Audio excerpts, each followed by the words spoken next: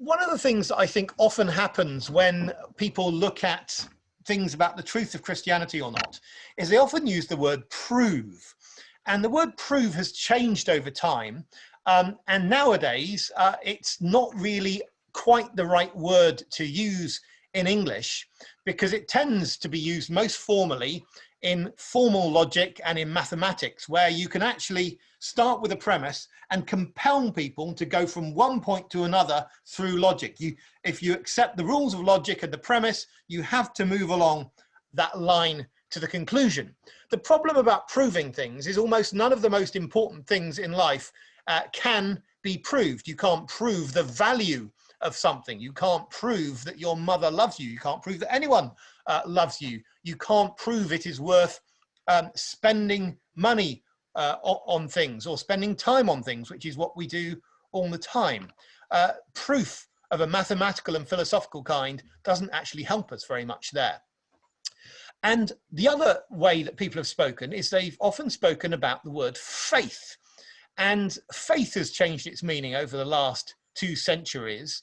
In the past, coming from the Latin word fides, it used to have this sense of trust and often had a rational basis to it. Nowadays, people often hear Christians, when they're talking about faith, they hear them as talking about something irrational. Now, that is not what Christians mean by the word. It's not what the Bible means by the word faith, but often we get misunderstood.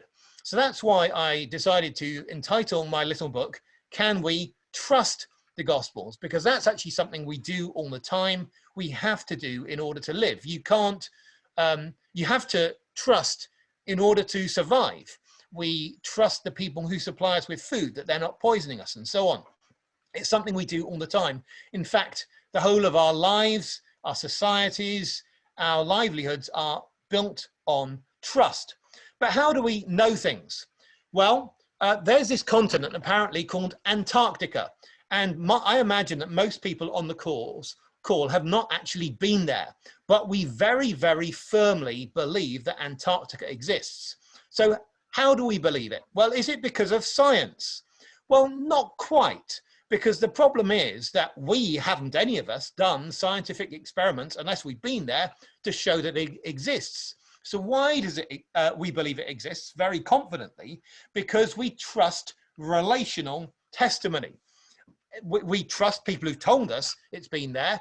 I've heard of people who say they've been there and I've trusted them. But not just that, we also trust our news suppliers, we trust our atlases. There is relational trust. And this is one of the reasons why it's almost mind-blowing for us to consider the idea that it might be wrong, because you'd have to distrust so many relationships in order to believe that.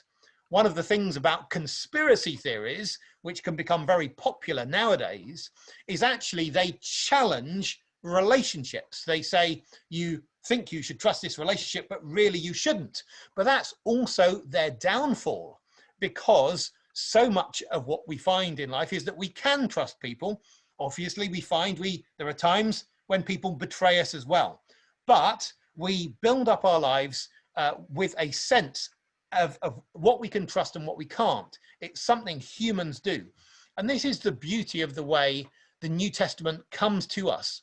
The Bible comes to us, because it comes to us in a way which is extremely democratic, in the sense that it's available to everyone. The evidence there for the trustworthiness of Scripture or of the person of Jesus is the same sort of evidence, I would argue, that we use day to day in evaluating things and evaluating people. We have to sometimes put our lives into people's hands. When a doctor treats us or someone recommends medicine for us, we put our lives into people's hands, and we are right to do so. And what the New Testament comes to us is with the same sort of evidence that we regularly respond to in our lives and say, yes, I will put my life into the hands of that person who's testifying because it seems right to do so. And it's something that doesn't favor the super intelligent and intellectual or disfavor anyone else. It's available for everyone. We all have to eat food. Every day we eat enough food that someone could have poisoned it, and yet we are right to trust that our food suppliers generally are not doing that because it's a relational context. So one of the things I want to say also about evidence is that evidence can be debated. In fact, all the time. There is this verse in John chapter 12 where Jesus prays to God, Father, glorify your name. And then it says, then a voice came from heaven saying, I have glorified it and I will glorify it again. The crowd that stood by, it says, heard it and said that it had thundered. Now, this is in the Bible itself, where God has allegedly, in the text, spoken from heaven, and some people said, aha, that's thunder. And this is really interesting because it shows us how we can choose not to follow what the evidence should be taken to mean. We can choose to say no to the evidence. And the clearest sign of this is actually at the very center of the storyline of the Bible with the cross. You see, as Jesus is on the cross, and this is particularly clear in Luke's version of the story, as Jesus is on the cross, people are there mocking him, saying, look, the cross is evidence that he is an imposter and that this is not true. He saved others, let him save himself. At the same time, one of the thieves on the cross turns to Jesus and said, Jesus, remember me when you come into your kingdom. So he saw the same as the other thief and everyone else, and he saw someone who was about to be made ruler of a kingdom. They both saw the same thing. And the cross is when God most clearly reveals himself. And even at the moment when God most clearly reveals himself, it is possible to choose to say no to that revelation. Now, that's a bad thing to choose, but the point is God isn't coercing people to believe when they really want to choose to do otherwise. And so this is part of the nature of the evidence as it comes to us, that it comes to us particularly in the person of Jesus as reflected in the Gospels. And it is a personal challenge, a moral challenge to us. I want to argue that evidence is morally structured. That is, if you seek, you find. If you don't seek, you will stumble. These seems to be themes that come through in the Bible. If you want not to seek, you can find all sorts of reasons not to believe, and they will just keep on stacking up. But really, the initiative was from your own desire. Likewise, if you seek, you will find. And one of the things that we see in life that most clearly reveals our moral agency, the way we are involved in things, is inconsistency. When we judge one thing one way and on the same evidence judge something else another way. We see this often in politics, where someone might criticize the other party for an error, but when it's their own party doing the same thing, they ignore it. Newspapers might do this. We might do this with people we favor or not. And what that does is that reveals our hearts. And this is why so often Jesus, when he talks to people, they ask him a question. He asks a counter question and say, why do you do such and such? He actually asks them to consider the consistency of their own behavior. So that's really a bit about evidence. Now let's get on to some ancient texts. And one of the things I want us to see is this is a chart from my little book, which is the ancient evidence for the main writers about the most famous man in the world at the time of Jesus, namely the Emperor Tiberius. And we see there that there are these 4 different writers about him. And we see, of course, there are 4 different writers about Jesus: Matthew, Mark, Luke, and John. We look at the number of words about each, and we see that on the whole, the Gospels are longer than the texts about Tiberius, with the exception of Tacitus, who's got more words, but actually most of them aren't about Tiberius, because it's actually, he's writing annals of a whole period. We look at when the earliest copies were written, that's in the 3rd column, and you see the earliest copies that we have, manuscripts, are earlier for the Gospels than for the other ones. And then we see when they're written, and we see that for Tiberius, with the exception of Velleius Paterculus, all of them are written after a greater distance than with the Gospels. Now, the dates I have for the Gospels are in italics, because those aren't the dates I believe. Those are the dates that come from skeptical and unbelieving scholars, particularly Bart Ehrman and a couple of Jewish scholars I name in the book. And what that indicates is, even if we go with their dates, we will find that the Gospels are earlier, with the exception of this one case, Velleius Paterculus, and he was actually in the pay of the emperor and only ever said good things about him, and is thought by classical historians to be the least reliable. Now, some people might say, well, I've just chosen the best example to make my case. What about other emperors? So I thought we should have a little look at some of those. And also we should look at Alexander the Great, because he's a pretty famous character. And what's interesting here is we've got a number of different people writing about Alexander the Great. And we see that he's actually got a number of sources that are 250, 350, even 400 years afterwards. And that's really quite a big difference compared with what we have with the Gospels. I thought we should also look at the most important classical source that there is. And that is the res gestae, or the things done by the Emperor Augustus. So he's the other emperor mentioned in the Gospels. He's the one before Tiberius, very important figure. And what he does is he has, when he dies, this list of his works is put up in Rome. And then this picture here is in Ankara in Turkey, which is a copy which was made of that. It's not a complete copy. It's got a Latin and a Greek text. It's got some holes in, but thankfully there are other things that enable people to fill those holes in. And it's about a quarter of the length of Mark's Gospel. Now, I say this because, and I introduce this because this is thought to be about the best classical source you could imagine for history. So it's about a quarter of the length of Mark's Gospel. It comes basically from the lifetime of Augustus and put up straight after he died. That's a really good record. And it is. It's a very important record. The only thing is, when we look at it, we realize it's quite incomplete, because it's the acts of Augustus as narrated by himself.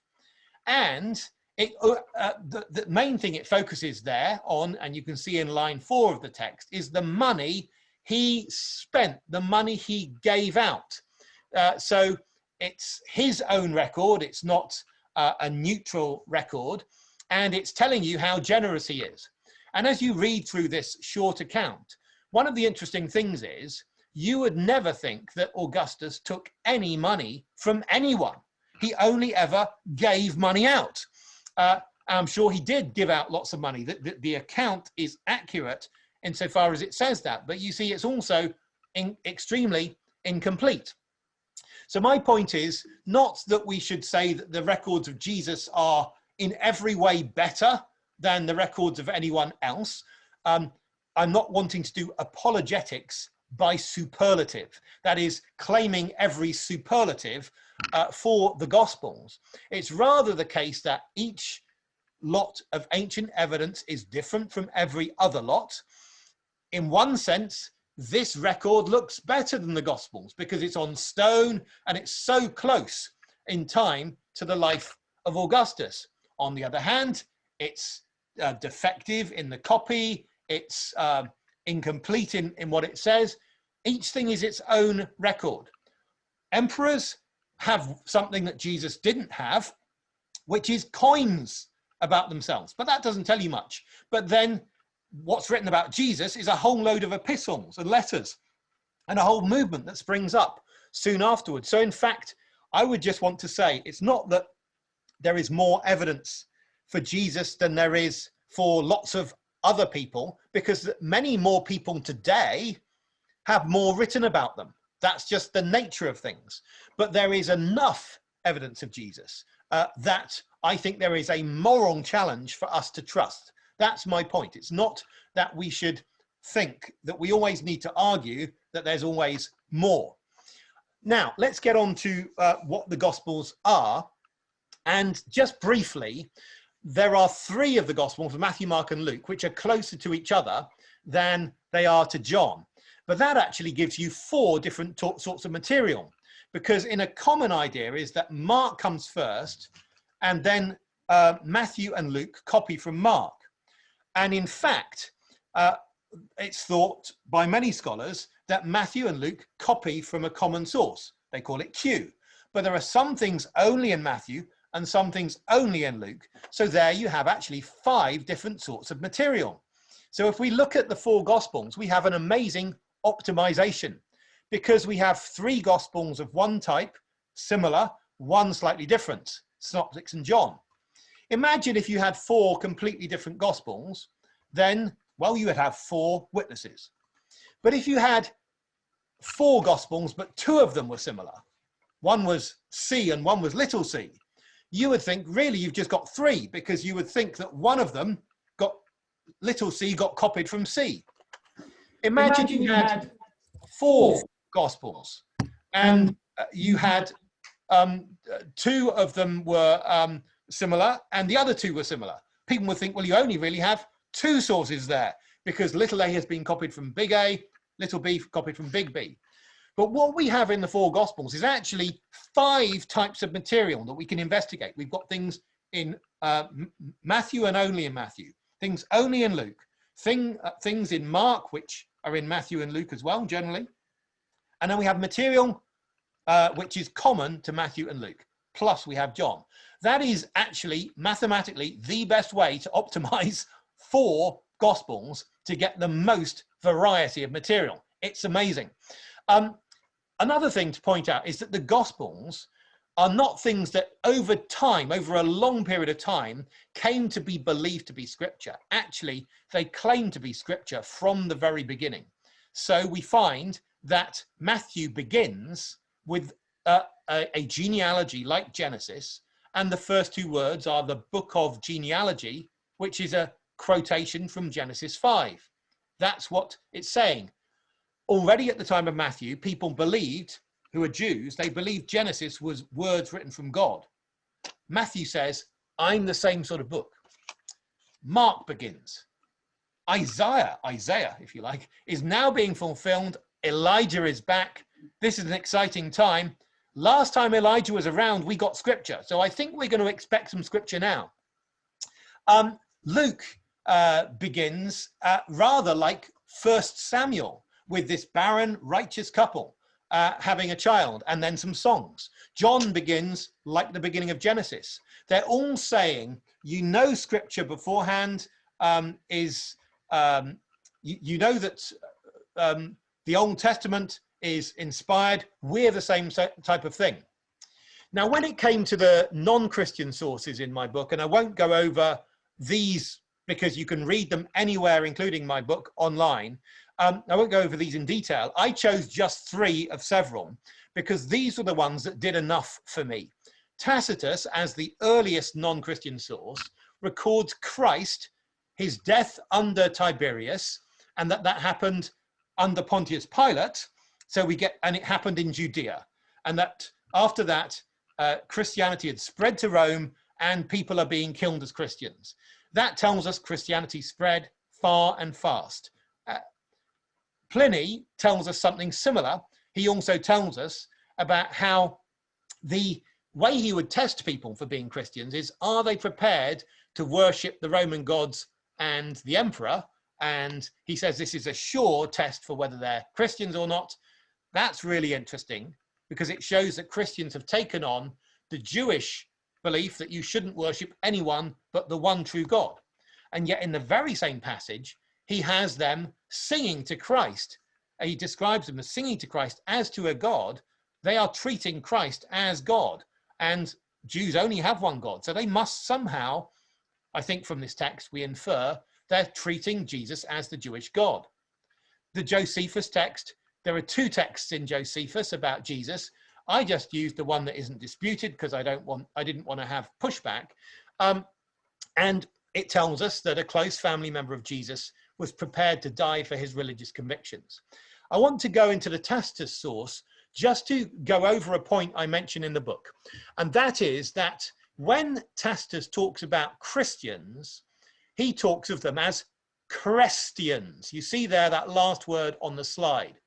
And some people have therefore claimed that he's talking about a group who aren't the Christians. It's some other group whom Nero blames for the fire.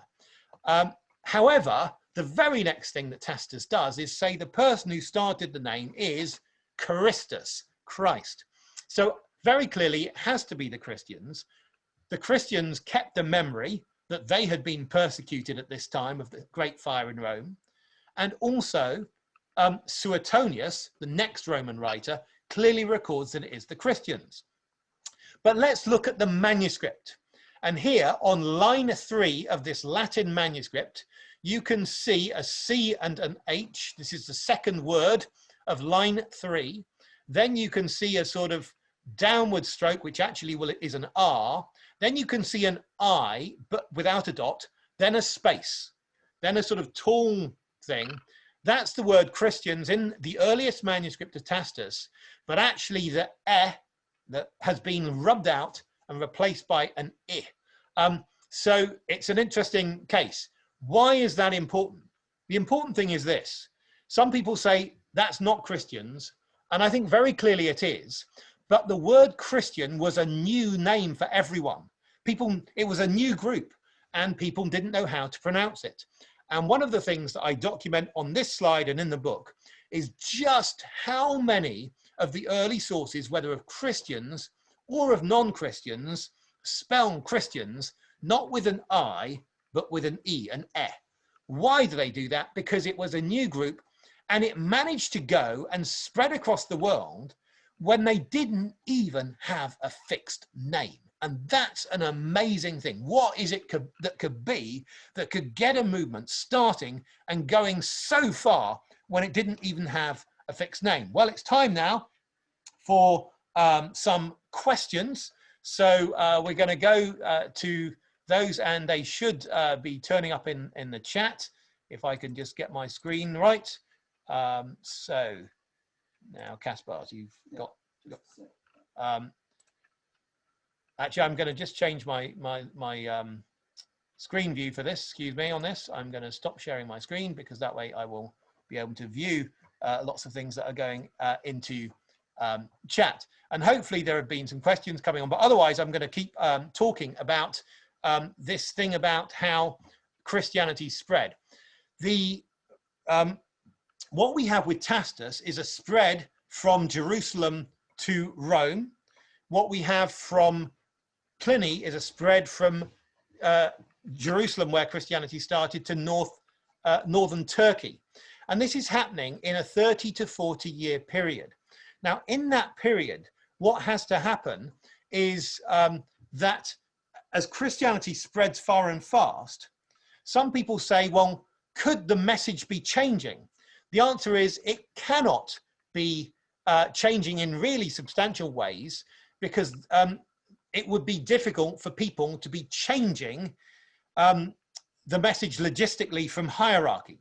So if I wanted to change what the Christian message was, I would have to travel around a whole number of disparate churches in order to do that. And that is not, that's not going to be logistically possible.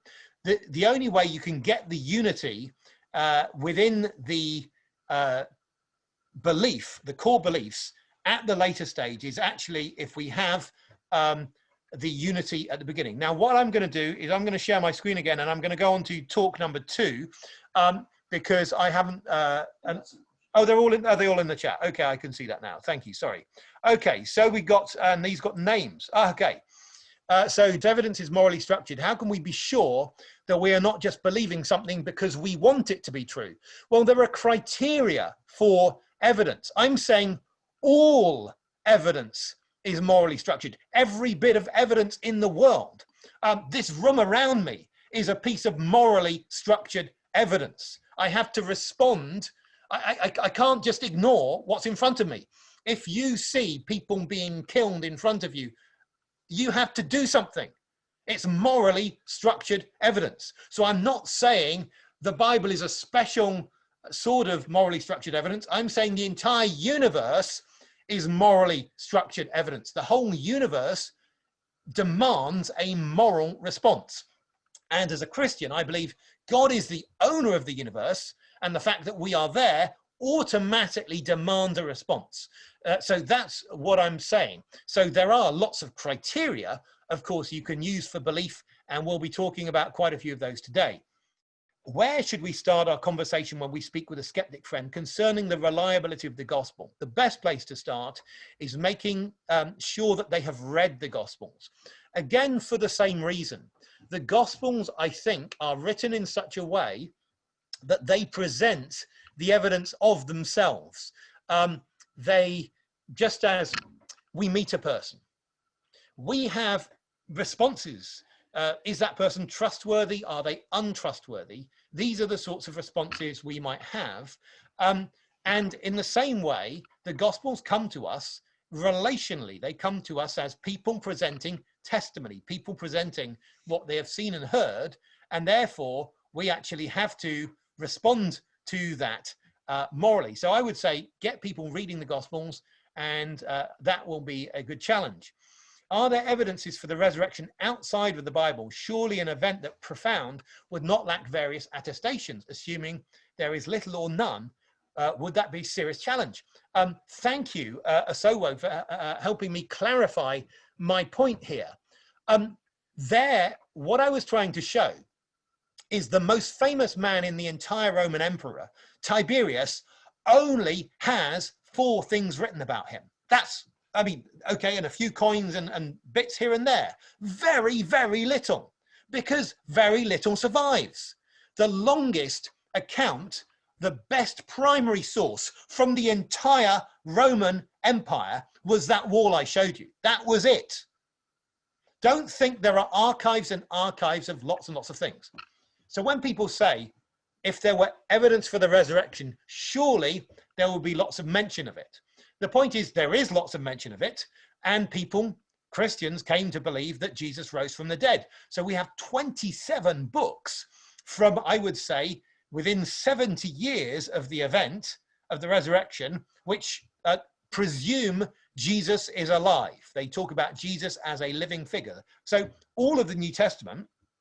What about other sources? Well, of course, there are other sources which talk about Jesus, and they presuppose the idea that Jesus is alive. So Pliny presupposes that people are treating Jesus as living. Now, of course, that could be understood as he's somehow living in some ethereal afterlife. But remember, in the Pliny account, people are prepared to die for their belief in this. In the Tacitus account, people are dying for their belief in this. What would make so many people prepared to give up their lives for something which was so contrary to their cultural beliefs? It's interesting. Do you think Matthew, Mark, Luke, and John thought they were writing scripture? Yes, absolutely. Now, I don't think they necessarily thought this is going to sit alongside lots of other books in the New Testament, but absolutely. How can you write, in the beginning was the Word, ripping off Genesis, if I can say, and not be thinking you're claiming to be the same thing? You are, it's claiming, John's Gospel is claiming to be a continuation. It's claiming to be an account of God himself coming into the world. How can that not be claiming to be scripture and God breathed? Similarly with Matthew, it begins with this genealogy, so-and-so begot so-and-so begot so-and-so. This is the sort of way that scripture books are written. How much extra confidence do we gain from gospel quotations, allusions found in early second century church fathers? And I would say they are a good help. They are part of an abundance of evidence. I'm not going to go into that today, but yes, you not only have all of the 27 books of the New Testament, but you have things beyond that as well. If there's time, I'd like an opinion as to how it's decided to include the four Gospels in the list of approved writings. There was never a decision to do this.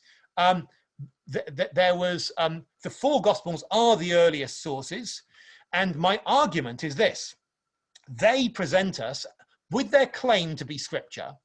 They present us either with the option of rejecting them and saying they are frauds, or of accepting and saying they're true. But you don't have the option of gradually giving them more and more honor over time and then eventually saying they're Scripture. That doesn't make sense of what their form is.